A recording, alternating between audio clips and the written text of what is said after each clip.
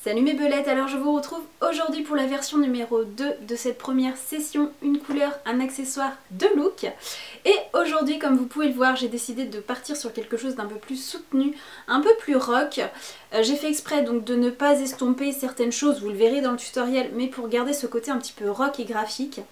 Et en même temps, avec le foulard, j'ai voulu le détourner un petit peu de son usage initial, donc qui est pour les cheveux, et de l'utiliser d'une autre manière. Donc il m'arrive de l'utiliser par exemple juste en petite écharpe tout simplement, ou pour habiller un vêtement.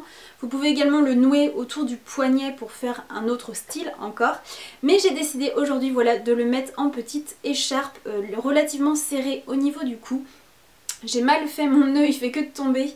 Mais voilà, pour donner ce petit côté un petit peu rock et rétro en même temps. Voilà, j'ai voulu partir dans différents styles et tout regrouper. Donc je vais vous laisser tout de suite avec le tutoriel et on se retrouve juste à la fin. Alors on commence tout d'abord par la première étape qui est le teint. Pour cela je vais prendre ma bébé crème light de chez Herborian. Donc ce n'est pas le format full size, c'est un format que j'avais eu dans une box, mais ma foi on peut l'utiliser à de nombreuses reprises. Et je viens l'appliquer par petites touches sur l'ensemble de mon visage. Et je vais ensuite venir le fondre avec mon pinceau qui est destiné aux poudres minérales.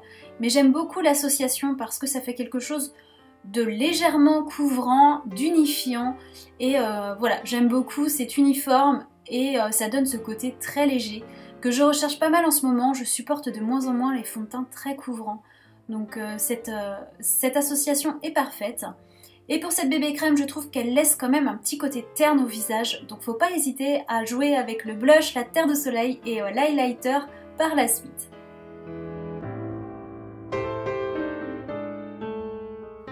Je viens ensuite prendre mon anti-cerne, qui est l'anti-cerne clair léger de chez The Balm. Donc je vous en ai déjà parlé, je l'aime beaucoup, je viens l'appliquer sur les cernes, voire sur les petites rougeurs que je peux avoir sur le visage. Et la texture est assez épaisse, donc elle couvre bien et elle s'applique facilement. Petit bémol que j'ai pu lui trouver depuis la dernière fois, c'est que appliquer sur les petites zones de sécheresse, étant donné son fort pouvoir couvrant, ça peut marquer un petit peu la zone de sécheresse. Donc c'est le seul petit bémol que j'ai trouvé. Mais mis à part ça, je le trouve vraiment génial, il tient toute la journée. On passe ensuite à la deuxième étape qui est le maquillage des yeux. Et pour ne pas changer, je prends ma base minérale eyeshadow primer de chez ELF que je vais appliquer sur l'ensemble de ma paupière, là où il va y avoir du fard à paupières. Ça va permettre de vraiment fixer le fard, de l'intensifier et d'éviter qu'il file en fait dans les petits plis au cours de la journée.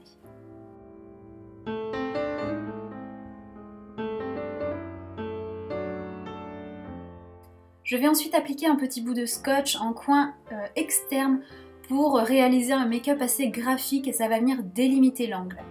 Je prends ensuite mon crayon Jumbo pour les yeux de chez Urban Decay en teinte délinquant.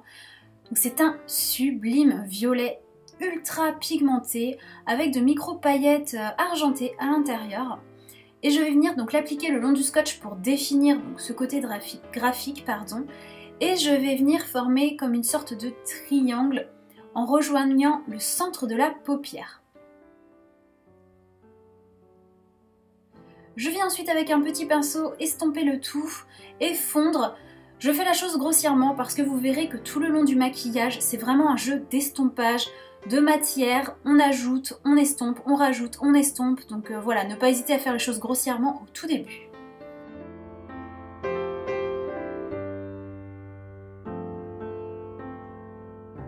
Je viens ensuite prendre une palette que j'aime beaucoup depuis que je l'ai découverte, c'est la palette géométrique 150 couleurs de chez ELF. Et je vais venir avec un pinceau un peu plus fluffy, choisir deux types de violets que je vais mélanger. Donc j'en prends un qui a des sous-tons un peu plus violet foncé, comme le Jumbo, et un qui a des sous-tons un peu plus rosés pour faire la transition avec la couleur de ma peau. Donc je n'hésite pas à passer, repasser. Comme je vous l'ai dit, c'est un gros travail d'estompage et d'association de couleurs. Donc on n'hésite pas, on passe, on reprend de la matière jusqu'à temps qu'on obtienne exactement ce qu'on souhaite au niveau intensité.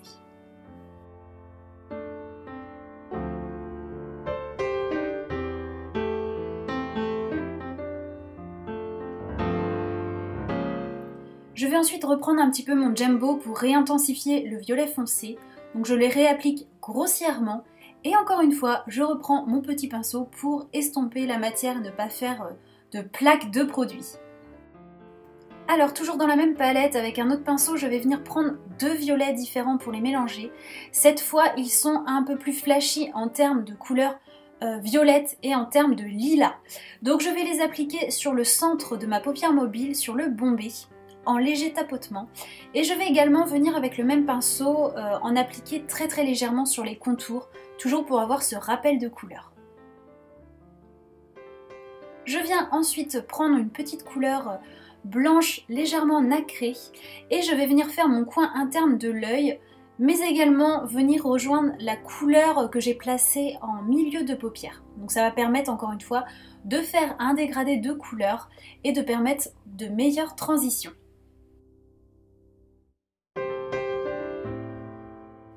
Je viens ensuite prendre mon Color Shock de chez Kiko en teinte 05, un violet très flash que je vous avais présenté l'été dernier, j'en faisais des double liners. C'est une magnifique couleur et vous voyez depuis l'été dernier il n'a toujours pas séché, donc voilà, c'est une très bonne matière, un très bon investissement. Et je vais l'appliquer sur le bombé de la paupière, donc là où j'ai appliqué mon violet qui tirait un petit peu plus sur le lilas prune tout à l'heure. C'est une matière qu'il faut travailler relativement vite parce qu'une fois qu'elle est sèche, elle ne bouge plus. Alors c'est un petit peu compliqué de l'estomper, etc. une fois que c'est séché. Donc surtout on le fait immédiatement. Et par petit tapotement, je viens donc rejoindre les autres couleurs pour fondre les couleurs ensemble et faire un petit dégradé. Je reprends mon blanc toujours et toujours pour estomper, pour dégrader et pour faire une transition. Et encore une fois, je reprends les violets qui m'ont servi pour le creux de l'œil pour venir faire le meilleur dégradé possible. Je prends ensuite mon petit crayon colle de chez Nocibé qui est le mini crayon Back to Black et je vais venir faire le trait de liner en ras de cils, alors du coin interne jusqu'au milieu de paupière.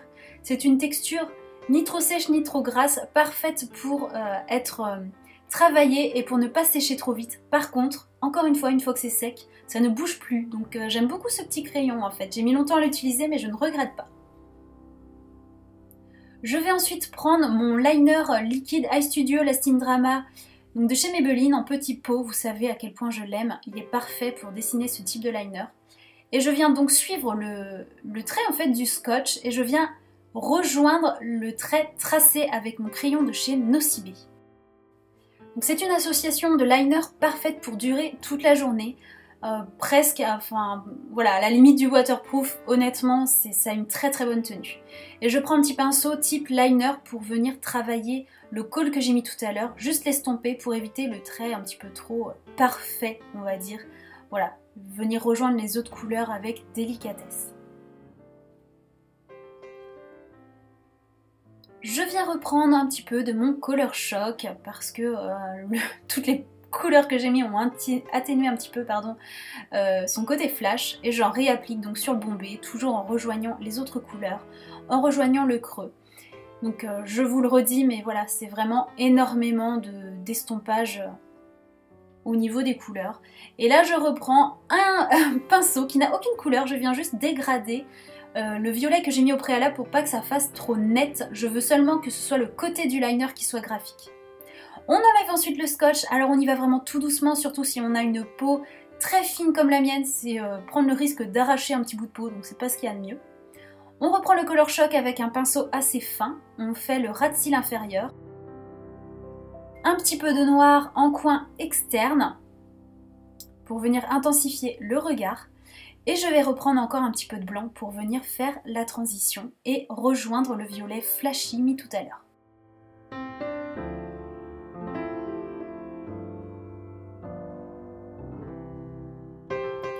Et parce que je ne mettrai pas de faux cils mais que le maquillage est très chargé donc il faut que l'on voit les cils, je vais bien les recourber pour leur donner en fait ce côté visible une fois que le mascara sera appliqué. Je vais prendre mon mascara, le Better Than Sex de chez Too Faced. Donc je vous l'ai dit, je l'aime beaucoup, il fait je trouve des cils très fournis. Là j'arrive à la fin, il commence à sécher, je pense que si le prix du full size n'était pas aussi élevé, je pencherais pour craquer pour ce mascara. Mais voilà, pour le moment je me contente de la petite miniature et j'en ai plein d'autres à tester.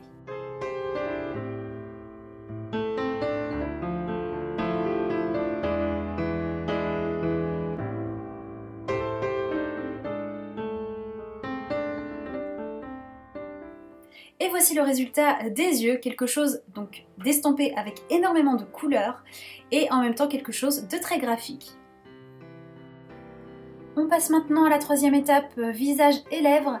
Pour cela, je vais commencer par appliquer ma poudre Tone Correcting Powder de chez ELF en teinte cool. Donc je viens l'appliquer sur tout le visage en tapotant pour bien la fixer. Ça va permettre donc de fixer le maquillage, la bébé crème, mais surtout je trouve que ça va atténuer ce côté un petit peu terne que m'apporte la bébé crème. Ça va éviter de briller dans la journée. Voilà, ça va vraiment fixer et elle va tenir tout au cours de la journée. Je viens ensuite faire mon contouring avec la Sun Glow de chez Catrice en teinte 30 Medium Skin. Je vous l'ai présenté un paquet de fois, cette poudre bronzante, elle est vraiment parfaite, surtout pour les carnations comme la mienne. Et je vais cette fois juste faire le creux de joue, je ne vais pas faire ni le front, ni l'arête du nez, ni la mâchoire, parce que j'ai tellement chargé les yeux et je charge tellement la bouche juste après, que je préférais avoir simplement ce côté bonne mine et pas visage ultra structuré qui donne ce côté un petit peu trop superficiel à mon goût, un peu trop maquillé. Voilà, ça ne me correspond pas. Déjà avoir les yeux aussi chargés, c'est un petit peu plus rare, alors on va rester light sur le visage.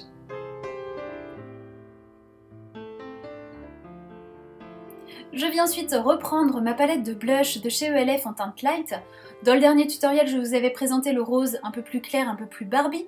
Cette fois, je prends le un peu plus foncé, l'intermédiaire on va dire, et je l'applique en mouvement circulaire sur mes pommettes. Donc c'est un blush encore une fois qui va tenir toute la journée, qui donne bonne mine. Je sais que, bon bah voilà, je vous parle beaucoup de ELF, mais vraiment ces produits sont superbes et tellement peu chers que c'est vraiment une très très bonne découverte.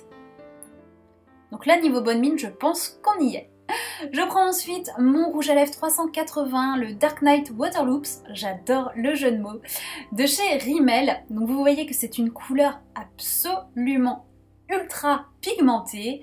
C'est quelque chose quand même de dingue. La première fois que je l'ai appliqué, je n'étais pas du tout prête à assumer cette couleur.